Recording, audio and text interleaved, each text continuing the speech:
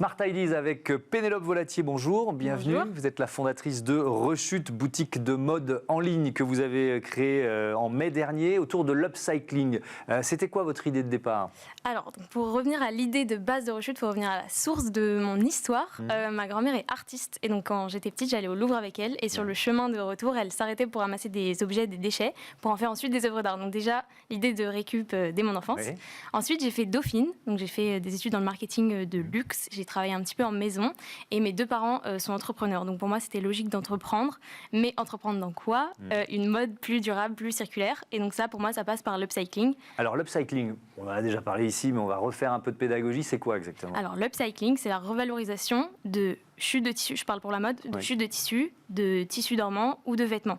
Et en fait, il y a une distinction à faire. Il y a plusieurs types d'upcycling. Il y a l'upcycling de seconde main, donc avec des draps qui peuvent agir donc comme du tissu, des draps, des serviettes, etc. et des vêtements de seconde main. Mais il y a aussi une nouvelle façon de faire de l'upcycling qui s'inscrit totalement avec le contexte économique actuel et environnemental d'ailleurs, c'est de faire de l'upcycling avec du neuf, donc avec des tissus de maisons de luxe, des fins de rouleau, et aussi avec des vêtements invendus, donc avec la loi AGEC, parce que maintenant les metteurs en marché ne peuvent plus brûler et détruire leurs invendus. Et c'est un vrai progrès, cette loi AGEC, elle aura vraiment créé de nouvelles filières. Il y a quand même un souci quand on parle d'upcycling, j'ai déjà reçu des marques ici, c'est que c'est du super artisanat le plus souvent et on a du mal à en faire un business. L'industrialisation de l'upcycling, on ne la voit pas. C'est aussi pour ça que vous avez créé votre boutique en ligne? Totalement. Ça, c'est un sujet qui est venu plus tard ensuite en discutant avec les marques parce que forcément, je n'en avais pas forcément idée avant. Mais c'est un vrai sujet, surtout quand on parle de prix aujourd'hui, qui est la première préoccupation des Français. Il faut pouvoir se distinguer par un prix qui est accessible. Et l'upcycling, actuellement, avec le modèle de l'artisanat, c'est pas possible. Donc, du coup, il y a plusieurs façons de réduire le prix et notamment les rendements d'échelle, donc en industrialisant. Et je sais qu'il y a quelques entreprises françaises actuellement qui se situent sur le créneau, notamment Losange avec un J, qui ont levé des fonds pour ça. Et donc en fait, il va falloir faire une véritable filière d'upcycling en France, donc que tout le sourcing soit industrialisé, la découpe et ensuite redistribué à des marques qui peuvent industrialiser le process. Et il faut aussi trouver des débouchés. Et c'est là que Rechute intervient, parce que vous êtes un espace pour vendre les produits de ces jeunes marques. Exactement. Nous, c'est du coup la fin de toute la chaîne en B2C, éduquer un petit peu le consommateur à l'upcycling. C'est différent de la seconde main, c'est différent du recyclage.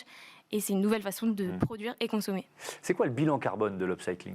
Alors, je n'ai pas les chiffres exactement de moi, Rechute en tout cas. Je me suis rapprochée d'un organisme qui d'ailleurs s'est remboursé par l'ADEME pour faire son bilan. Je sais que par exemple, un t-shirt neuf, c'est 2700 litres d'eau, donc avec l'upcycling zéro, en tout cas sur le modèle artisanal. Après, on verra plus tard quand on industrialisera. Et 1 kg de textile recyclé, upcyclé, c'est 25 kg de CO2 économisé, donc x 25. Donc c'est quand même un rapport important. Et puis c'est aussi moins de déchets, puisque vous nous le dites, la base des nouvelles créations, c'était des déchets de l'univers de la mode. Il y a beaucoup de marques, on l'a dit, qui restent confidentielles. Est-ce qu'elles gagnent de l'argent, les marques d'upcycling? Les marques d'upcycling, aujourd'hui, pas beaucoup. C'est très artisanal, c'est ce qu'on disait. Moi, avec Rechute, je veux vraiment leur offrir une plateforme de marque où les consommateurs qui arrivent sur Rechute savent ce qu'ils cherchent, savent pourquoi ils sont là, et vraiment rendre accessible l'upcycling. Et vous, comment vous gagnez l'argent? Moi, je prends une commission sur chaque transaction. D'accord, modèle assez simple. Oui, de marketing. Vous en êtes où du développement de la boutique? On est au tout début. Donc ça a été lancé en mai, c'était comme un MVP, donc avec les fonctionnalités d'une boutique en ligne de base. Et là, je suis en train d'un petit peu plus automatiser le process pour que ce soit les boutiques, les créateurs qui gèrent leur propre stock, qui mettent en ligne leurs propres pièces, et comme un Vinted, mais B2B. Merci beaucoup d'être venu nous présenter Rechute, Pénélope Volatier. Bon vent à votre boutique de mode en ligne, mode upcyclé évidemment. Merci à toutes et à tous de votre fidélité à Smart Impact et à Bismart, la chaîne des audacieuses et des audacieux. Je vous dis à demain pour un nouveau numéro de l'émission des entreprises à impact positif. Salut!